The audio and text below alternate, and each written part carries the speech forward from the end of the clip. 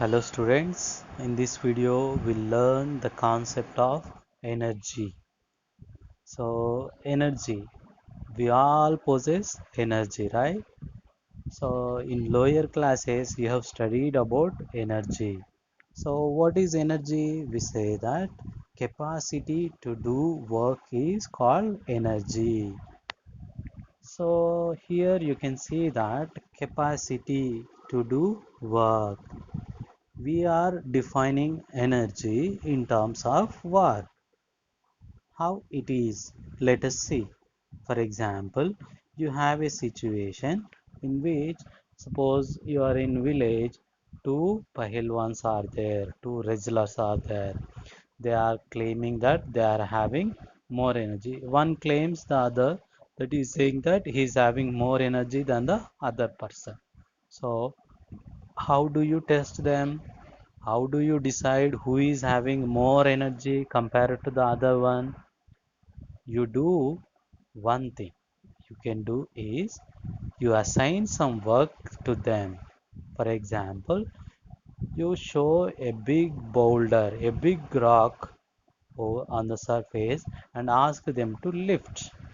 So whoever lifts the big boulder or rock, he is said to be having more energy because he has done more work. Just lifting a rock, it is doing some work.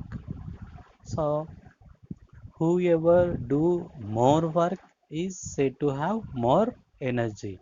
So that is why we define energy as capacity to do work is called energy because energy cannot be measured directly. Energy is always measured in terms of work done. You might have seen the board, you are having some energy, but nobody can measure how much energy you are having in your body, right? When you do some work, then someone can measure how much energy you have spent. Like this, you might have read. Suppose you run on the road, you may lose 50 calories of energy. That means running or walking is a work. By doing some work, you can lose some energy in transit. So here you are measuring energy in terms of your work done. But nobody can measure directly. Someone come to you and say you are having this much energy. That is impossible, right? So that is why we always use energy measure as a work. Now here to measure the energy you need to measure the work done, right? And units and dimensions of energy are same as that of work done. No change. Whatever the units, the work done is unity work for work done, SI unit is job. So energy also SI unit is job. Dimension formula for work done is M1 L2 T minus 2. For energy also dimensional formula M1 L2 T minus 2. Write this. So energy is always measured in terms of work done. And something you might have seen on food packets or snack packets, like you're consuming some food snacks, chips, lays, something kurkure like that. You see, if you eat that food, how much energy you are going to gain, they'll show as a calories. So that is also energy measurement in transit. If you eat that, you will get that much of energy. It indicates the food calorie value. They are chemically decided values, right? So in that way we can measure energies, right, by doing some work only, right? Now this energy by energies can be classified into two kinds. One is called potential energy, another one is kinetic energy. Depending on the way the bodies get their energy, they classify into potential energy and kinetic energy, right? So we'll see potential energies and kinetic energy. The potential energy is the energy possessed by the body by virtue of position, state, or configuration. So energy gained by a body because of its position, state or configuration is called potential energy. How it is going to happen? So we take one simple example. Suppose you have a stone which you can held in your hand. If you keep that stone directly on your head, no problem, it cannot harm you. Just carrying on your head doesn't make any problem. But if the same stone is taken to some top of a building and dropped from the top of the building directly to your head, then it will crush your head, right? So why there is a difference? Because when you held the stone directly, keep it on your head, there is no potential energy. But when the stone is taken to top of the building, as it is lifted to some height from the surface or from your head, then it possesses potential energy because of its change in position. So, as it has potential energy, it can do some work. What is the work it has done? Of course, it crushed your head. That is the work done, right? So, in this way, the stone got potential energy because of change in its position. We can say every object which is at some height from the surface of the earth possess potential energy. The height may be smaller or larger. If height is smaller, it will possess small potential energy.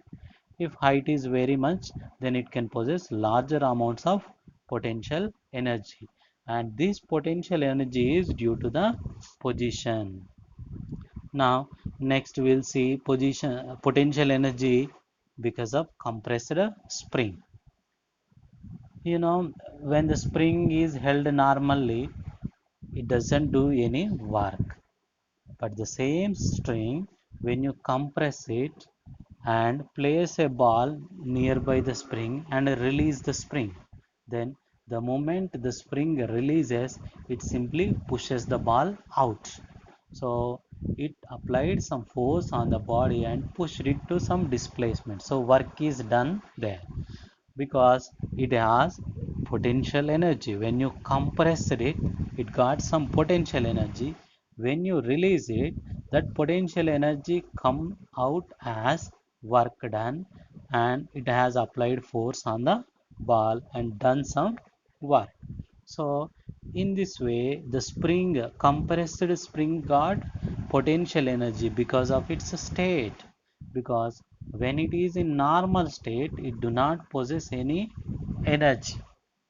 But when it is in compressed state, it possesses potential energy. So the energy got by the spring here is because of its state, compressed state, relaxed state, like that. Right? The next example we see is potential energy due to the configuration. Suppose this is a field, electrical field concept, right?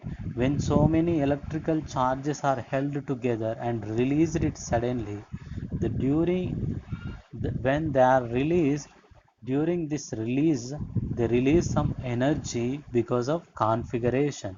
That energy liberated is potential energy because of the configuration, the way the electrons are arranged in a particular pattern. So this is also potential energy because of configuration. So finally, we can say that potential energy can be due to position, state, or configuration, right? Next, we learn about kinetic energy. It is very simple to understand kinetic energy because kinetic energy is the energy possessed by a body because of its motion. Every moving object possesses kinetic energy, whether it is small or big, whatever it may be. If it is in motion, it possesses potential energy. Examples for potential energy is moving things like a car, a running man, a stone, a bullet fired from the gun, all those are in motion, right? Similarly, a small ant which is walking very slowly, it is walking, right? Though its velocity is very small, it is having kinetic energy. Of course, the energy is small. Like this, we say that every moving object possesses kinetic energy.